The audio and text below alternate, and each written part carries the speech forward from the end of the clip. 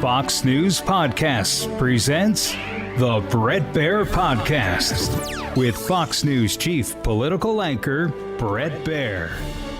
In the latest in a long series of negotiations, President Trump, President Zelenskyy, and a delegation of European leaders met at the White House to discuss a path forward towards peace in Ukraine. This, of course, after the meeting with Russian President Putin in Alaska. While no final decisions were made, both presidents expressed a desire to build a lasting peace in Ukraine and acknowledged that the next stage of negotiations will likely require a bilateral meeting between President Zelenskyy and Putin, and then a trilateral meeting including President Trump. I just spoke to President Putin indirectly, and we're going to have a phone call right after these meetings today. And we may or may not have a trilat. If we don't have a trilat, then the fighting continues. And if we do, we have a good chance. I think if we have a trilat, there's a good chance of maybe ending it. But he's expecting my call when we're finished with this meeting. These discussions came just days after President Trump met with Russian President Vladimir Putin in Alaska to discuss the war, the first time the Russian president has set foot on American soil in almost a decade. Few details of what the two leaders discussed specifically have been released to the public, although President Trump suggested afterwards that some headway had been made. To discuss this and more, we bring in our panel. Political consultant and former senior counsel to President Trump, Kellyanne Conway. Former Democratic Congressman, co-host of The Five, Harold Ford Jr., and Fox News senior White House correspondent, Jacqui Heinrich. Jacqui, day after the digestion of all that happened at the White House and all that happened in Alaska, what is the sense about the reality of maybe a meeting next step between Presidents Putin and Zelenskyy? It certainly sounds like they're on their way toward that. There are a couple things that have to happen first, and it's a little unclear if we're looking at, next week as a possibility or if it might be 2 weeks from now. But President Trump obviously wants this to move sooner rather than later. Zelenskyy needs security guarantees in order to sell any land concessions to his country and, get support for that back home. He often raises the point that any territorial changes need to be subject to a national referendum that is in the Ukrainian constitution. And so in order to get support for whatever concessions they make, those security guarantees are going to be very important. President Trump said this morning that it won't involve U.S. boots on the ground, but it could involve air support. There is a willingness from European countries to put their boots on the ground as part of a peacekeeping force. But there needs to be a lasting quality to whatever they put together. How they do that, whether that involves legislating it somehow, enshrining it in a treaty that can't be undone by a future president, we don't have too many details on that. I asked in the press briefing today, and the answer that I got was just that the president Trump is aware of the need for that, but we don't really have a lot of details on what that's going to look like. So as soon as that comes together, then I think we'll be looking at concrete next steps for a Putin-Zelenskyy bilateral meeting. Harold, is there a sense of optimism or one that this is just going to hit the fan here, that Putin's going to be Putin and there isn't much hope here? Well, I hope not. I hope that the president, both presidents, who I thought had a great meeting, a first meeting, and it appeared to be a meeting of the minds there in Alaska, and then obviously Team Europe meeting in the last 24 to 36 hours. It comes down to a couple of things. I think Jacqui framed it very, very well. What is it that the sides are willing to give? That's the only way negotiation works. Now, your question presupposes that maybe this thing doesn't work at all, and we've heard the president say that, hey, maybe this is not going to go our president say maybe this is not going to go anywhere because the concessions that Putin would have to make, and it's important to note, he's made no concessions so far. He did come to Alaska, but he's made no concessions as it relates to Ukraine. In fact, he continues to bomb Ukraine. I think the question becomes, does this great effort by President Trump, if it does not yield immediately some sort of ceasefire or end the hostilities and an agreement long term, does this cause the president to do two things: escalate the sanctions or reimpose the sanctions and even escalate them against Russia? And is it, for that matter, to impose the sanctions not only against India, but maybe even against China and others who buy their oil? And then two, which may be an easier thing to do, to restart the weapons shipments to Ukraine that can be used for offensive purposes. It's important to know we've not given them an offensive weapon since President Trump has been in office. I think President Trump believed that was a bargaining chip for him. So I think we're going to rapidly get to that point. And President Trump and President Zelenskyy clearly have made great efforts. And I think now the ball is in President Putin's court. It should not be lost on anyone that President Putin certainly gained some standing back home after the Alaska summit. But I'm sure President Trump anticipated that. And for those Democrats who want to be critical of President Trump for even inviting President Putin, I remind them that we as Democrats often remind others that you make peace with your enemies, not with your friends. And we've got to figure out a way to bring about some peace here with one of these parties, and that party being a recalcitrant Putin, in order to move forward. So I'm not discouraged today, Brett. I'm not as encouraged as I was 24 hours ago. But President Trump's a great deal maker, and I'm hoping that his abilities and his talents continue to surface and manifest themselves. Yeah. Kellyanne, about the deal making, I mean, clearly President Trump is relishing this thought that he can be peacemaker in chief. He's done it a number of times. We've seen already India, Pakistan, and Congo, Rwanda. We've seen a number of different efforts, Armenia, Azerbaijan. And now this is a big one. He said it's the toughest one. He thought it was going to be easier, but he's relishing this moment. He is, and he's created this moment. We heard that not just from President Trump, Brett, but we heard it from the European leaders just yesterday. All of their quotes hightailing it, Saturday morning, Saturday afternoon their time to get to Washington, D.C. by Monday morning at the latest was pretty remarkable, and it shows the unity. So it is peace through strength, but let's not lose the unity part here. We're told that President Trump is divisive and doesn't care about Ukraine. It's been quite the opposite. He's the one who are bringing people together. And I thought what Ursula from the EU said yesterday was also advisable. She wanted to make sure everybody heard her say, wow, last month we crafted a big trade deal together, and now we're doing this peace deal. And I think that President Trump is using those different levers and using those different tools in his well-stocked arsenal to make all of this happen at the same time. To me, the big X factor now is the initial Zelenskyy-Putin meeting without President Trump or without a European leader there has a very high chance of blowing up. They are not friends. They are mortal enemies. One invaded the other's country, a sovereign nation. First time since World War II, we've seen that. That same leader, Putin, annexed Crimea when Biden was not president, but vice president. We see a pattern here.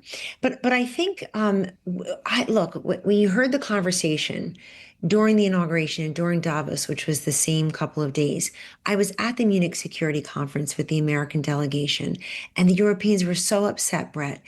This is terrible for Ukraine and Zelenskyy. He must have a seat at the table. Europe must be involved. And President Trump, I just want to make two quick points. He's done a very clever thing. He listened to many Americans who say, I don't want there to be this endless amount of money for Ukraine. But President Trump said they need the Patriot weaponry. He made sure they got it, but NATO is paying for it. Number two, I don't want American boots on the ground. Neither does he. Europe wants to be involved. He's going to make sure there are security guarantees, perhaps under Article 5, but not with NATO membership. So he has this, you're talking about peacemaker, he has this deft ability to balance different interests and these competitive interests that seemed that they could not be unified and they could not be bound.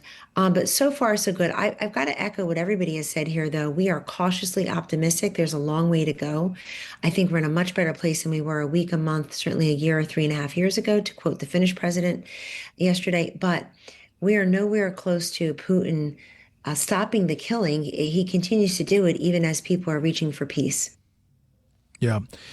Jacqui, is what is really on the top of the mind of the White House, judging from this briefing today, obviously seeing this go forward, but at the same time, what else is driving the day? Well, they're pretty hot on the DC crime situation. They have announced an investigation by the DOJ into the city, accusing them of manipulating the crime statistics and suggesting that the city is safer than it is. We'll see where that investigation goes, but they have been sort of relishing the battle that they have opened up with Democrats who are saying that crime isn't an issue, sort of positioning them on their back heel to argue against, to make a political argument that doesn't really work for them. And you've heard Democrats warn that's a trap, it's a trap, because people, do want to see the city cleaned up. There are no shortage of examples of heinous crimes committed in this city. And so they're sort of positioning themselves in a forward-leaning stance in order to advance what they want to do in terms of cracking down on crime and using all of the president's authorities to do that in D.C. specifically. That came up in the briefing. But I do think that the war in Ukraine and the president's ability to bring that to a conclusion is a very big priority for the president. You saw him gather all of these world leaders in a summit at the White House that was like a mini NATO, a scene that we really haven't seen before. And I think it's worth mentioning also that what he was able to do to sort of renew the relationship that he has with those member countries and with the NATO alliance itself, pressuring those countries to up their defense spending to meet not only the 2% mark that they were supposed to meet long ago, but to come up to 5%, vindicating him for, his crawls for that in the past in his first term, and now turning a page. It was something that I noticed was he's looking around the room and referring to all of his good European friends and calling them good leaders. And that's a new kind of position for the president to be in compared to his last term. So I think that it's not just that he wants to save lives, which I think is his primary purpose for engaging in this. I think that's a genuine claim that he makes all the time. But I think that he also now has a renewed relationship with his counterparts in Europe, and that's another dynamic of this as well. Panel, we'll hold it right there. Harold, speaking about the D.C. crackdown, there's a lot of Democrats I've talked to, both on the record and off, who, welcome efforts to crack down on crime in the nation's capital. Is there a sense that this has kind of, that Democrats have changed their thinking on this, is at least talking about it and what this looks like? Well, I am a Democrat, and I'm a believer that if crime is happening anywhere around you, you want that crime to stop, and you want a force there to be able to do that. It is interesting to me as I listen to both sides, and one side is arguing something different than the other. I think some of the Democrats that seem to have some opposition to what President Trump is doing in D.C. It's kind of twofold for them. And I think it's ignoring what should be the primary thing, but they're arguing that it's against D.C. residents should have their own, should be treated like full citizens, which I do agree with. I think that's wrong that it's not a state. But two, that this takeover is unnecessary. Well, I think if you live in certain neighborhoods in Washington, you don't view it that way. You view it as an opportunity for crime to be driven down. Now, what I've also heard is that some of the highest neighborhoods with the highest incidences of crime are not seeing the National Guard there. I would hope, I don't know why that is not the case. I don't live in Washington any longer. I grew up in Washington from fourth grade to graduating high school, and had the honor to work there for 10 years. So I lived in one of those neighborhoods. I would want the National Guard there. I do find it interesting also that some of the governors, some governors across the country are sending their troops, sending National Guardsmen there. In the state of Tennessee, where I'm from, the governor's sending it in, and I think the governor of Mississippi. I mean, you have crime in Jackson, Mississippi, and Memphis, Tennessee, and Nashville, Tennessee, which I'm sure they would love those troops there as well. Finally, Democrats need to be careful on this issue. 3 years ago, when many of us were sounding an alarm about all of the happenings at the border and the border crossings, the massive numbers of people coming across unaccounted for, and how this issue, if we didn't get our arms around it, would not only harm the country and present great dangers and threats for the country, but could present political threats for the party. This is one of those issues as well. If Democrats don't get a handle on, not only a rhetorical handle, but a substantive handle. And as I've said many times, I don't understand why Democrats aren't offering a national crime bill. And frankly, I don't understand why President Trump won't offer one as well, because he can't do what he's doing in Washington in some of the other big cities around the country with the ease that he's doing it. He's clearly sent the Guard to Los Angeles to help with ICE detentions. But if you want to really deal with the gang problem in Chicago and Detroit and Memphis and other cities, pass a crime bill like Clinton did back in the mid-'90s that frankly angered some Democrats because they thought it went too far. I'm one Democrat who happens to be an American first. We've got to reduce crime, and particularly violent crime, in the big communities across our country, that for that matter, urban and rural. Yeah. And, listen, this seems like a winning issue for the president, Kellyanne, but, there are issues that he goes down that don't seem so winning, that maybe scratch an itch on the base, but raise a lot of attention. And one of them is what he's posting about today, saying that the museums throughout Washington, but all over the country, are essentially the last remaining segment of woke. I've instructed my attorneys to go through museums and start the exact same process that has been done. This vetting process would include reviewing public-facing online content, the processes, the guidelines, exhibition planning, and collection and use, according to a letter sent to the Smithsonian secretary. There's people that look at that and say, of the things that we have to do, why is that, agenda number one? Well, as you know, I spent 5.5 unbroken years next to President Trump, and right. He likes to do everything all at once. And that includes the big stuff like peace, hopefully, we pray to God, with Russia and Ukraine, and certainly the Middle East after that, Brett. And then the things that are also on his to-do list, which always seem infinite. I don't know that it scratches an itch with the base. It certainly does that, but I think it's bigger for President Trump. This term, unlike last term, he's leaning all the way in to arts and culture. Those of us who worked with him really enjoyed our time at the Kennedy Center in the first term, but he never once did. He didn't step foot in the place, never enjoyed the president's box, did not go to the Kennedy Center honors all 4 years. Now, as we all saw last week, he is the most vested person in the entire affair and the entire building. So I think it's part of that. It's also that he is seeing. He saw it with the universities. He saw it with a lot of media outlets. Corporate America, certainly, all the acronyms. He's trying to replace all these acronyms, ESG, DEI, BLM, CRT, with USA. And what that means, Brett, is that the president has been shown by different people. Look what Harvard was saying. Look what Columbia was doing. Yes, there was anti-Semitism, but there was a lot of wokeness. Look what company X has done. Look what company Y has done. And now they're showing him, you're not going to believe what the Smithsonian did. I was told by somebody very high up in his administration recently that the Impressionism exhibit, which was wildly popular, as we can all appreciate, 500,000 visitors, that, instead of extended, it got pushed out for a long-standing commitment to some artist, woke artist that people really hadn't heard of. So when he hears examples like that, he says, you know what, we're just not going to do that for the next 4 years.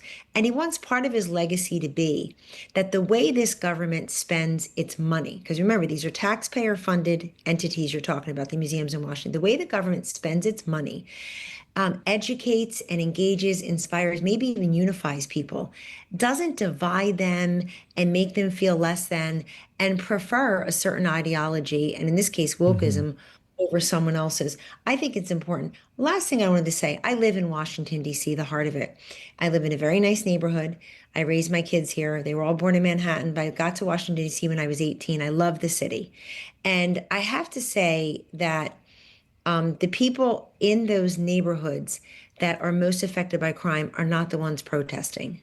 I do hope they see the National Guard. I do hope they're getting relief that they seek, but they're not the ones protesting. We have a lot of rich, white, liberal people here being awful and worse, being rude and threatening to our law enforcement, to each other, always speaking on behalf of someone else who's not, who they think they're doing a favor for.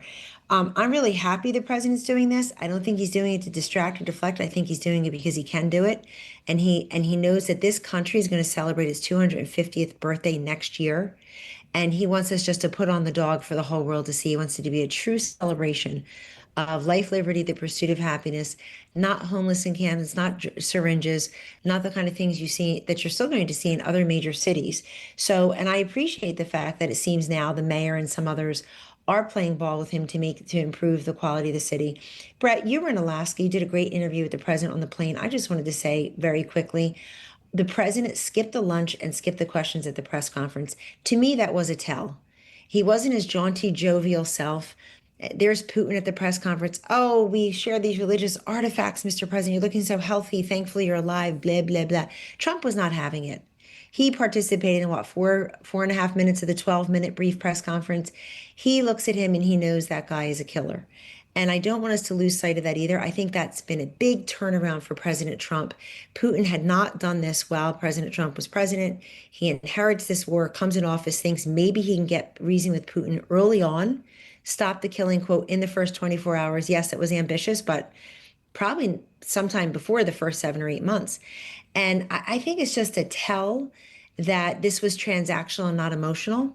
Because the president, he goes on, I think he's just been much more compassionate towards Zelenskyy recently and the plight of the Ukrainian people. And as freedom-loving Americans, we should all welcome that. Mm-hmm. But back to the Smithsonian thing quickly, Jacqui. I can hear the Democratic pushback. I can already hear it, that he's trying to erase, history, or he's trying to change things, or this is authoritarian. I can kind of hear it already. I haven't even seen it yet, but I can hear it. The Smithsonian, he said, is out of control, where everything discussed is how horrible our country is, how bad slavery was, how unaccomplished the downtrodden have been, nothing about success, nothing about brightness, nothing about the future. He doesn't have Kellyanne right now explaining this. She did a great job explaining where his mindset may be, but there will be pushback to this effort, right? Yes, there's already been a New York Times opinion piece that was titled "Censoring the Smithsonian and History." We can see where this is going.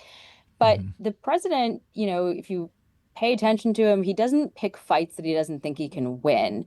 And so whether it's playing to the base or playing to people who do feel, as Kellyanne mentioned, that there has been a pendulum swing too much in one direction and there needs to be a correction to that. He obviously feels that he is warranted and well-positioned to do that. I had seen some reports a couple of weeks ago that I admittedly didn't look too closely into, that he was seeking to remove any references of his impeachment at the Smithsonian. That might be a different kind of debate if that is true. But, he is showing time and time again in his second term that in the 4 years off, his lawyers and whoever has sort of pieced together the plan for how they're going to use these next 4 years have really well researched the tools that he has to effectuate the changes that he wants to see. And they're doing that with everything, including Supreme Court cases. I mean, they want to sort of see the scope of the president's power in many ways. Not suggesting this is necessarily a piece of that, but that is sort of the broader stance that this administration is in the second term. Yeah, you're right. I mean, the 4 years in between had kind of laid a blueprint for what they wanted to do, which is why we saw all those executive orders that flurry off the top. Last thing, Harold, Democrats do have to be careful about that everything doesn't go to 11 as far as the pushback and the outrage meter and how they react. I mean, some things obviously they're passionate about and they push back hard, but other things over time, it seems like the president politically hits some sweet spot that crosses all lines. Look, the politics will always be the politics, and Democrats have a history, as you mentioned, in recent times of swinging for every ball over the plate. I mean, whether it's in the strike zone or outside the strike zone. And the president knows that he can inflame Democrats with some of these issues.